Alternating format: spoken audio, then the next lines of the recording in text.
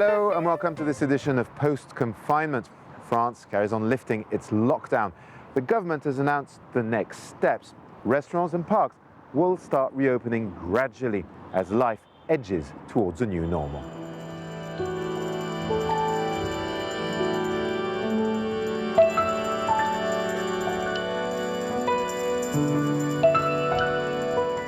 One of the key tools to avoid a second wave of the pandemic is contact tracing. The French authorities and Social Security have set up sanitary brigades to investigate the entourage of those who are sick.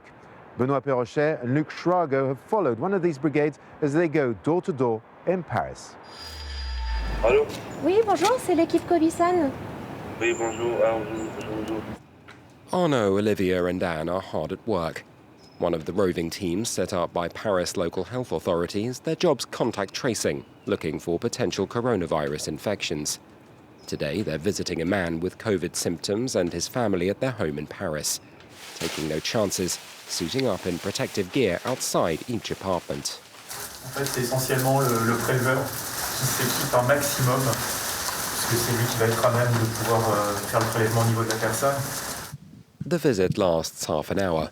Time enough to carry out the test and have the patient fill out a questionnaire. Se faire tester tout de suite, ça permet aussi d'éviter de se poser des questions et puis c'est quand même pratique qu'ils viennent à la maison. Plus vite ce sera cassé, plus vite on pourra se débarrasser de ce truc et plus vite on pourra reprendre une vie quasi normale.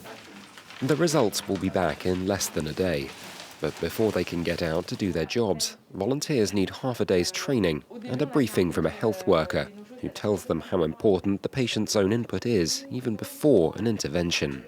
Voilà, le message c'est, entre guillemets, ne vous cachez pas, montrez-vous, faites-le savoir, et comme ça on arrête, et on casse les chaînes de transmission.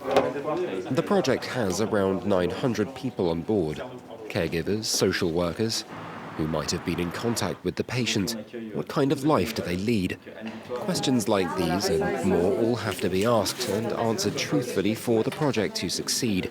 Sharing the data will also help with France's beleaguered retirement homes, though the government says it will ultimately be destroyed, with the mobile teams set to remain in place for as long as they're needed.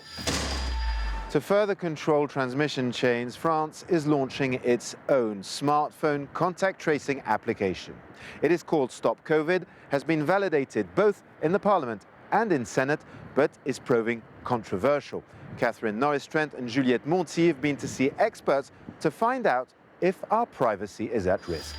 This is France's new weapon in the fight against coronavirus, a tracing application for smartphones called StopCovid. The government has tried to reassure the public it's anonymous and won't track them using geolocalization. But opinion is divided. It's always a bit of a mystery for the users. Even if they promise our data won't be used for other purposes, we have no guarantee of that in reality.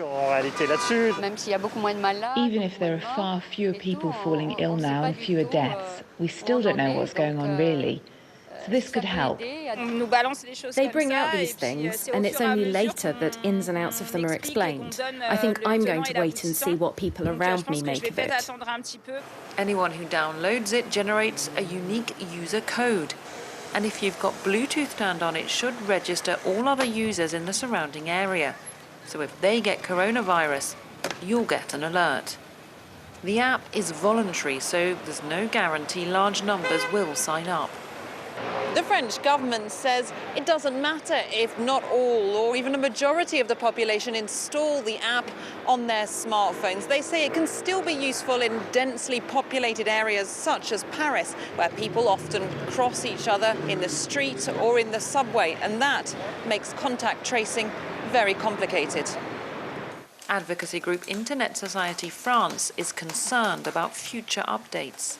Our biggest worry about this application is down the line. For example, if we were to notice that this isn't particularly efficient, there would be a temptation to create an application which is suddenly much less respectful of individual freedoms. That's what we saw in Singapore.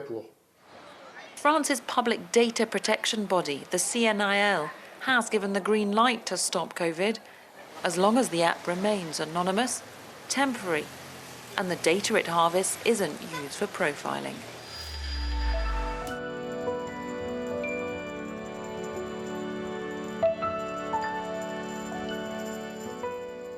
According to the NGO France Terre d'Asile, there are some 8,000 unaccompanied minor asylum seekers in France. France 24 journalists Harold Girard and Monte Francis were following two of them when the pandemic broke out.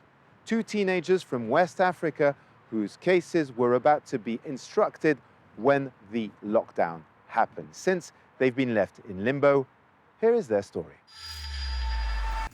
Mafing and Mamadou are both adolescent refugees in France, a status that became more challenging during the lockdown. Ils ont fait mon recours depuis le mois de septembre. Jusqu'à maintenant, pas de nouvelles. Moi, bientôt 18 ans. Pas de nouvelles, pas de nouvelles. The two young men are both enduring an unbearable wait to be legally recognized as minors. Je suis en procédure pour être reconnu mineur ou pas. Mais depuis lors encore, depuis le coronavirus est venu, c'est plus pire qu'avant. J'attends toujours le juge. Il m'avait dit qu'il va prendre une décision dans 3 jours. Jusqu'à présent, sur les 3 jours-là, ça fait 3 mois. Mamadou suffers from a rare eye disease, and without legal status as an unaccompanied minor, he lacks sufficient health coverage. Ils savent bien la gravité de ma maladie. Le coronavirus est venu au moment où j'avais des rendez-vous à l'hôpital. Ils m'ont appelé, ils m'ont dit que ouais, maintenant mes rendez-vous sont reportés, de les appeler dans quelques mois. Mafing belongs to a theater group seen here earlier this year. It hasn't reopened its doors since the lockdown was lifted. Le plus important que j'aime, c'est le théâtre. Parce que moi-même, je sais que même si j'ai des problèmes, comme les autres aussi sont des problèmes, mais quand je suis là, ils vont oublier leurs problèmes. Parce que j'ai fait des trucs qui font rigoler. C'est un peu regret, quoi. Parce qu'il n'y a plus d'activité, ni de cours. Without legal recognition of their status before their 18th birthdays, their situations will be further complicated, even though they have some financial help from nonprofit groups. An uncertainty made even more precarious by a global pandemic.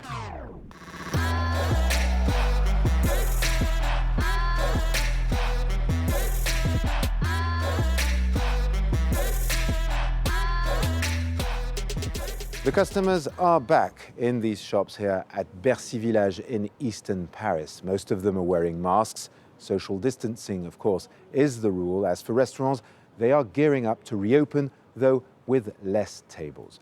Business has been hit hard with the pandemic and the lockdown, but some companies were selling the right product at the right moment.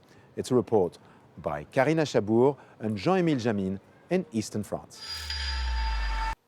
It's the plexiglass window they've been waiting for over 2 weeks. Comme ça, quand le client arrive, il est face à vous, puis voilà. As of the 11th of March, this accounting firm has been opened to the public once again. Toutes les entreprises commandent en même temps. Voilà, elles sont là. C'est le principal. Sticking to deadlines and sourcing the plastic has proved a great challenge for the glass manufacturer. Since the beginning of the pandemic, its 27 employees have been working up to 10 hours a day. At this rate, the company will exceed 6 million euros in turnover this year, a first in all its 52 years of existence. Malheureusement, dans une période qui n'est pas facile pour tout le monde, et bon, ça nous donne un gros boost avec, je pense que si on continue comme ça, avec une activité qui va prendre plus de 20-25% à la fin de l'année. A few meters away, another machine is running at full speed. C'est fréquent, c'est la facilité, c'est rapide, les pizzas sont très bonnes. Every day, Stéphane Collin comes to refill the machine. His restaurant has been closed since March 13th. Grâce à cette machine, nous avons réussi à maintenir pour pouvoir payer le loyer de la pizzeria et payer le loyer de l'emplacement d'ici. Et ça nous a permis de faire quand même au moins 30% de notre chiffre d'affaires. A good deal too for this manufacturer, whose employees have been kept busy at work. Depuis le 13 mars, on a vendu 25 machines et ça représente à peu près 30% par rapport à la même période de l'année dernière. A potentially winning formula. After pizzas and baguettes, the company will develop vending machines for drinks and fresh produce. That's it for this edition. Thank you for watching. I leave you with Lille National Orchestra's cellos, who have decided to play a deconfinement song. Most of them are masked, but not with the masks you might expect. Thank you for watching. Please do stay safe and stay tuned to France 24.